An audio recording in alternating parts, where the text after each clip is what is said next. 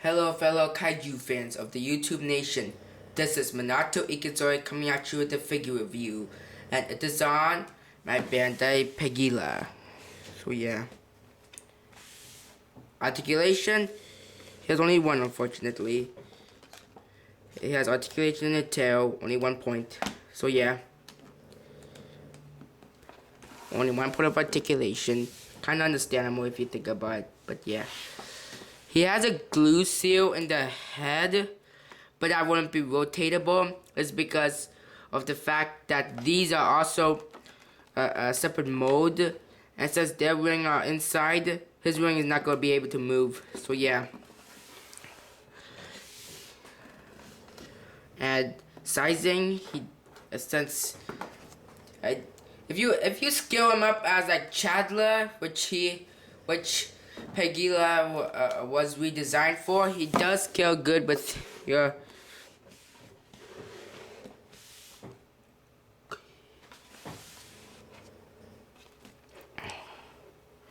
yeah, I think sizing looks nice here. If anything, I think Red King would be about like maybe like this big. Yeah, they were very close to the same height. I don't think. I'm losing the camera. Yeah, I think he would be like maybe about this big, like at least at the same height. But yeah, sizing looks nice here. Yeah, sizing is accurate. So yeah. Yeah, you can recreate the fight between Red King and Chadler. So yeah, if you use Peguila as Chadler, this will work. So yeah.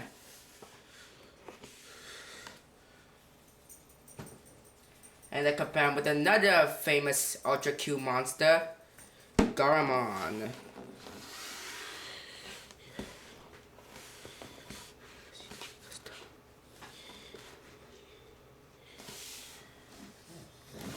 Skin looks nice here. I think there's actually a poster of Ultra Q of Garamon standing next to Peguila, and I think this actually works because he was kind of short compared with Peguila. So yeah, you can have Peguila versus Garamon. You can have them duke it out.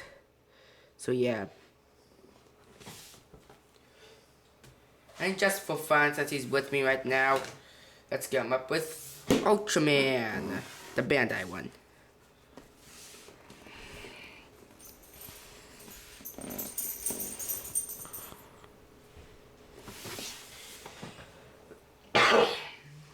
Sizing looks nice here.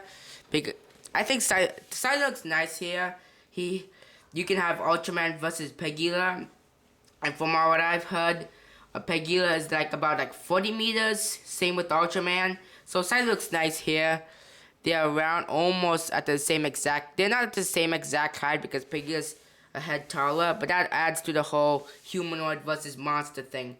So yeah, let me bring the camera up.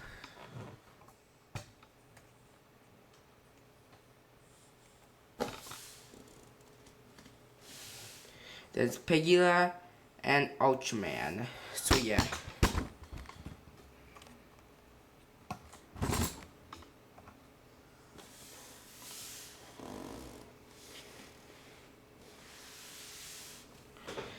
Yeah.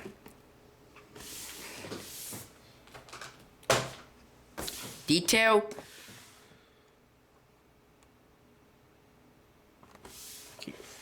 He has good detail. He has this weird spot bumps thing over his stomach and up to his chest and onto his legs.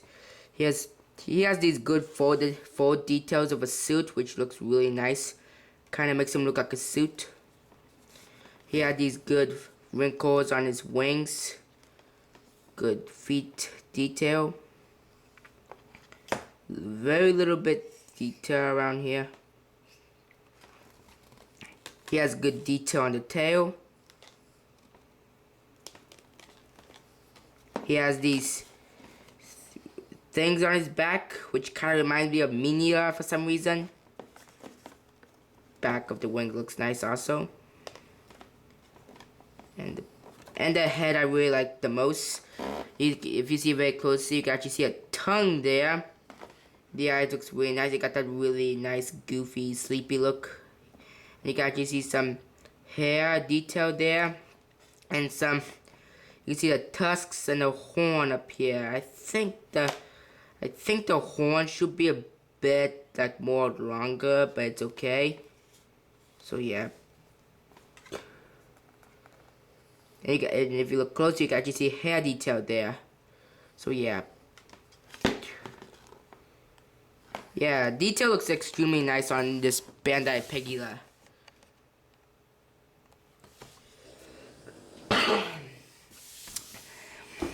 And my only minor complaint is that they didn't paint the claws on here, the claws here. I might paint them in the future, but I'm not sure if I'm gonna do it now at the moment.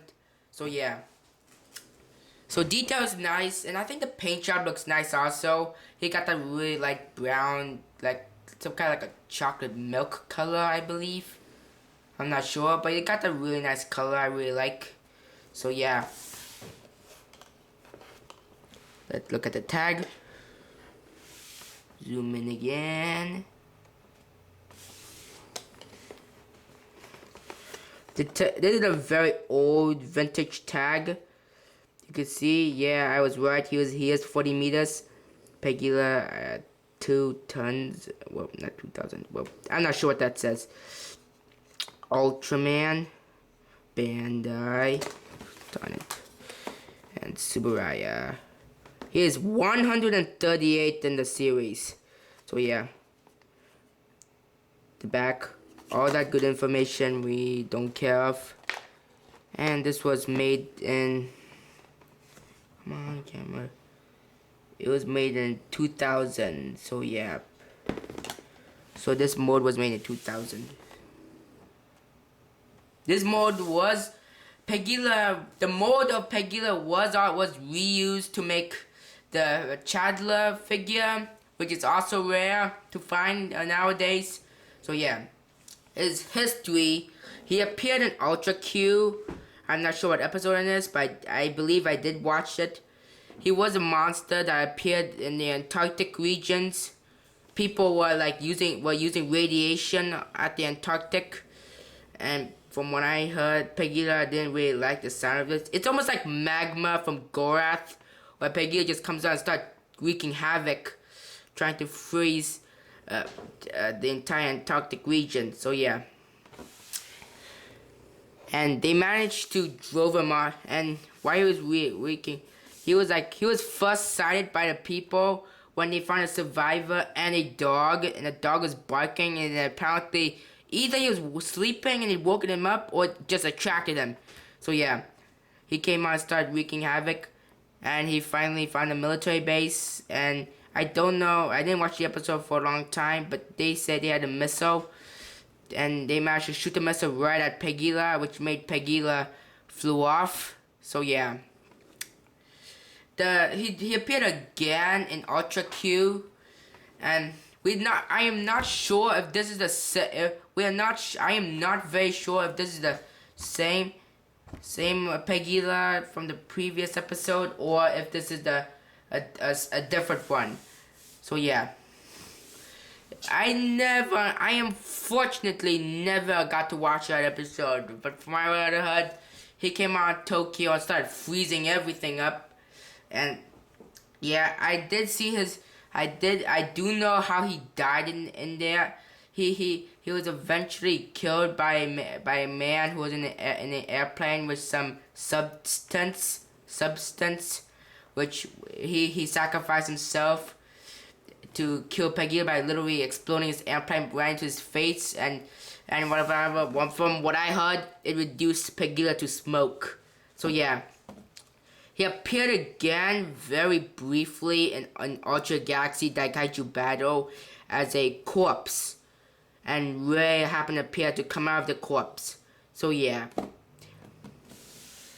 So he is very popular in the Ultra Q series, and I wish he would appear again, not as a corpse, but yeah. Yeah, his history is kind of short, but popular at the same time. Never had any recent appearances except for the fact that he was a corpse inside Ultra Galaxy Daikaiju Battle. So yeah, he is one of the power-up characters in the Daikaiju Battle arcade game, and also in the Daikaiju Battle Ultra Coliseum video game. He is a power-up character. I think it's for ice or something like that. So yeah, he had made no recent appearances, but I believe that he was supposed to appear in that movie. If I unfortunately I don't remember the movie's name, but I'm sure we all know. It's a movie where, like, I think it's called it's a Superior 8 Ultra Brothers or something like that, where he was originally going to appear as King Peguila or something like that. But yeah, I don't remember. If you know the movie's name, you can tell me. So yeah, and give you a hint about the movie at like King Gesura, King Pandan, King Goldress, King Silvergun, and Super Alien Hippolyto. So yeah, I don't remember the movie's name, but I do know the story and the characters. I think he was originally going to appear as maybe King Peguila or something like that, but I don't know. So yeah. So he didn't make any good reappearances other than being a corpse. So yeah.